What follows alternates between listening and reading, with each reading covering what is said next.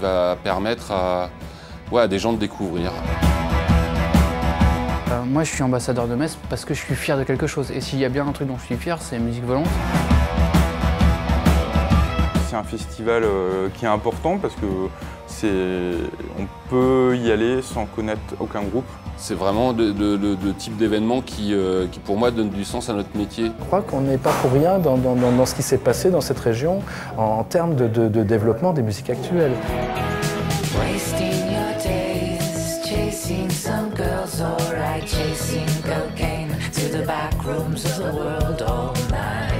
Alors il y a quand même toujours la ligne, je crois justement un peu la volonté de faire découvrir des artistes sur un côté un peu coup de cœur finalement. Il fallait assumer, je dirais, un festival qui l'a tenté l'expérience de perdre l'identité singulière d'un programmateur, je dirais, né dans la cité ou dans la région, etc. Maintenant ça fait presque une dizaine d'années que c'est une programmation collective qui est coordonnée par Pat Perrin et qui regroupe plein de programmateurs de toute la France.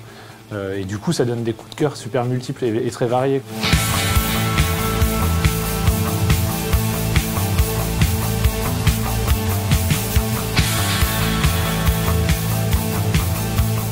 Alors cette année, c'est vrai qu'on est nombreux quand même, on est presque été 20 pour monter la programmation, et parce que 20 ans.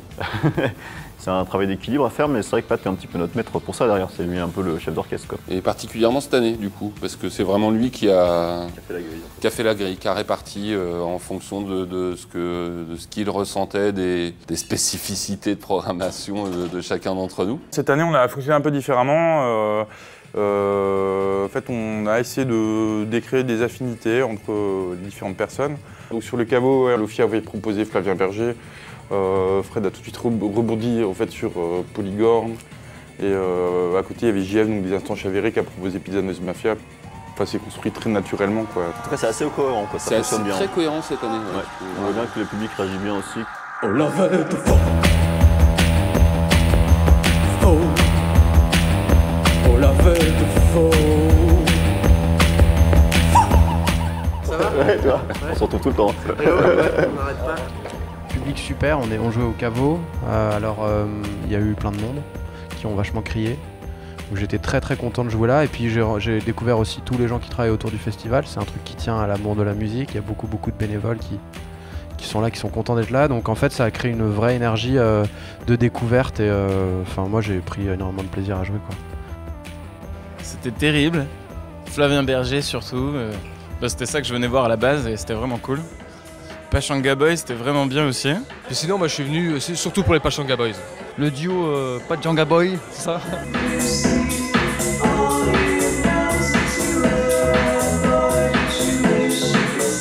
Je voulais bien voir Prefuse 73. Et ouais, c'était pas mal, mais il était des bonnes surprises, mais en fait, je connais pas les groupes. On avait 3 artistes messins cette année, Marietta, Aval et donc 6 ans de mutisme.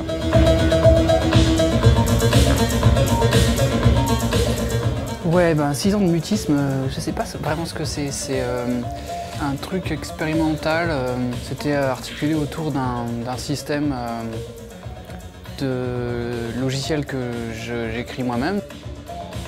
C'est-à-dire que c'est vraiment pas composé, c'est même de la négation de la composition. C'est justement de créer un dispositif qui permet justement de ne pas composer. Mais voilà, c'était avant tout pour moi un défi de conception et de voir après ce que ça donne sur le terrain. Et j'ai aucune idée. Et puis à l'heure actuelle, je suis vraiment très peu confiant dans ce que je suis en train de faire. Je pourrais au moins dire dans cette interview-là, si le concert de ce soir se passe très mal, comme j'en ai vraiment l'intuition profonde, que je vous garantis qu'en répète, des fois j'ai sorti des trucs très cool chez moi. Il a fait un concert qui a plutôt bien plu.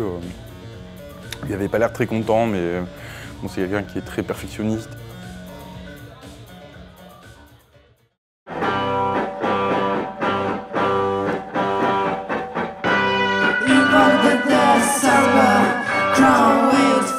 On est JC Satan. Dans le groupe, il y a 2 Italiennes et 3 Bordelais. C'est une belle rencontre qui est née Un amour vraiment sincère qui n'était pas là pour l'argent, pour quoi que ce soit. On s'est rencontrés vraiment au hasard, aux aléas de la musique, là où ça nous a porté. Quel intérêt d'aller se tourner vers des gros trucs, t'as envie de revoir combien de reformations de merde sorties sur un gros label. Qu'est-ce que t'en as à foutre de ça? Il y a des super groupes qui existent aujourd'hui et qui jouent pour voilà, pas autant de thunes que tout ce que les enculés essaient de vendre hyper cher quoi. Mais voilà, mais c'est l'exemple d'une putain de bonne programmation avec un groupe cool que tu veux voir. Il y a Wires qui joue, mais tout le monde est trop content. Et après t'as Chocolat, t'as Tits, t'as des groupes comme ça qui jouent. Putain mais c'est parfait quoi. Ça c'est l'exemple même du pouvoir de la musique indépendante aujourd'hui.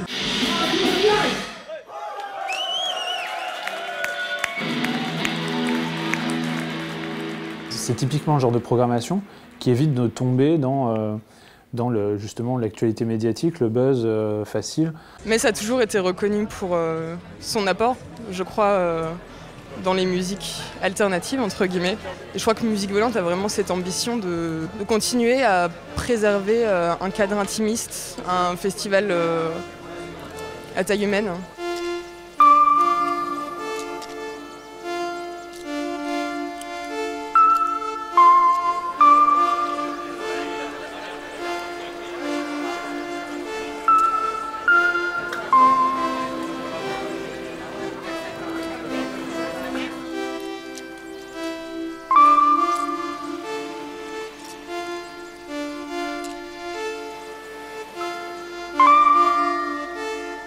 On a terminé avec donc Mickey Blanco. I'm a big boy like Serena, effeminate, sipping green tea in my Pimpleton in Wimbledon.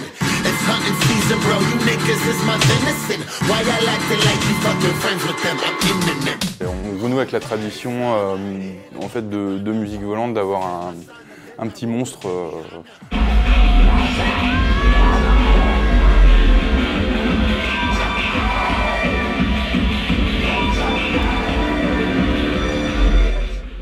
Clôturer les 20 ans du festival en beauté, quoi, si on peut dire ça.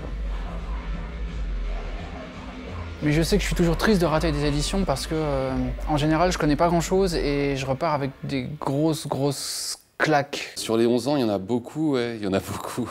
Je sais pas, là, j'ai une affiche en face de moi avec des choses que j'avais programmées. Si je dis qui m'a marqué, je veux dire, tout le monde s'en fiche, il y a eu tellement de monde, mais effectivement, il y a eu d'extraordinaires moments. Je crois que le public a énormément apprécié Coco Rosie.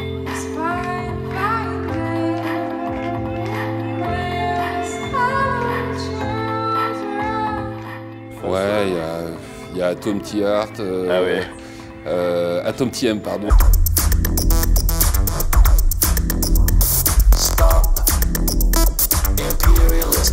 Ty Seagal aussi, qui avait été un moment, je me souviens, qui avait été vraiment génial. Enfin, il y en a plein, il y en a tellement.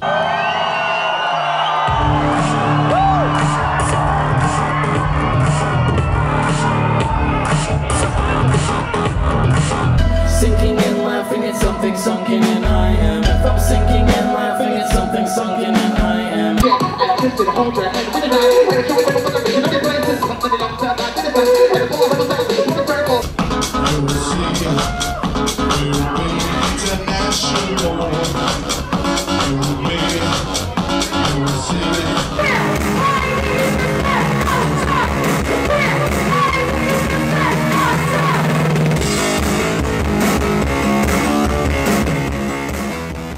On a adoré faire revenir plusieurs fois Félix Quebin.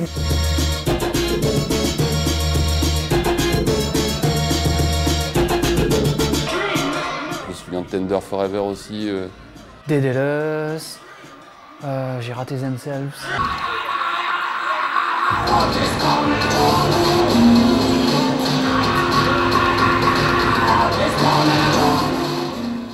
Ouais, non, une bonne partie de ma culture musicale, je pense que je la dois à Musique Volante, parce que voilà, pour les découvertes, tout simplement.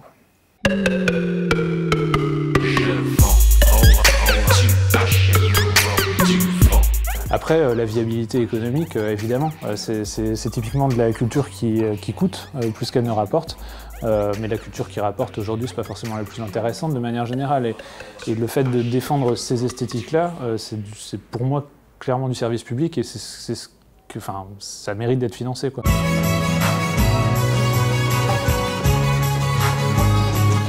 C'est d'amener des gens à être curieux, à découvrir, à prendre des risques et surtout à prendre du plaisir, à sortir et aller voir des artistes faire de la musique en live. Voilà. En fait, tu le vois, les festivals où il y a plein de gens qui viennent te voir après et qui te disent « je connais pas ». Je connaissais pas et en fait ça c'est mortel parce que le vrai festival qui promeut la découverte, c'est justement ça tient à des économies qui sont motivées par d'autres choses que l'aspect pécunier et tu le sens et moi je l'ai senti. Il y a plus de gens qui sont venus me voir après le concert pour me dire qu'ils connaissaient pas et qu'ils ont découvert que de gens qui étaient venus exprès pour ça. C'est certes pointu mais c'est en même temps vachement éclectique et de toute façon, les gens qui viennent ici, en général, connaissent genre un groupe ou deux, pas plus. C'est pas pour ça qu'on va à Musique Volante, c'est pas parce qu'on veut voir de la musique pointue, non, c'est parce que justement, on a envie de découvrir des trucs. C'est une écologie sanitaire nécessaire à la culture, quoi.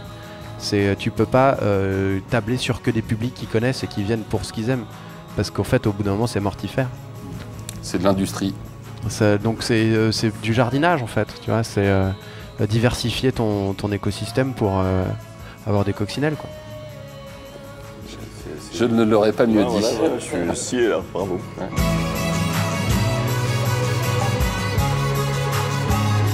Est-ce que vous pouvez faire un gros plan sur la larme qui est en train de couler? Le fond, la Mirab, elle paraissait... Non, c'est de l'eau.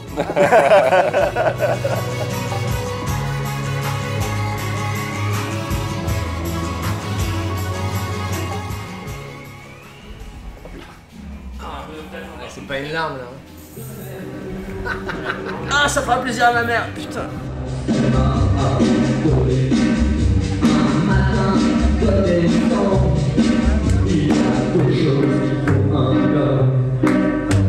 Sa mère et sa drogue, car la France elle m'a abandonné.